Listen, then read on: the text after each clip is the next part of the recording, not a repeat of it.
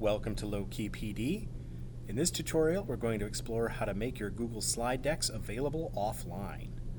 So let's say maybe there's some bad weather coming, you think you might have a power outage, or you won't have internet for a while because you're going to be on the beach somewhere. If you ever need access to your Google Docs, and you are at least assuming you might not have internet access, you may want to make those documents available offline.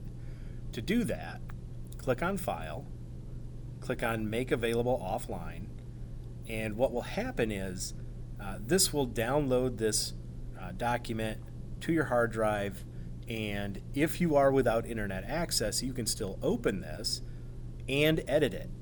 Now, because you won't have internet access, those edits won't become immediately visible, but once you have regained internet access, those changes will sync. So it's a nice way to prepare yourself in the eventuality that you won't have internet access, but you still need to work on a file that you need to have prepared. You can just make it available offline.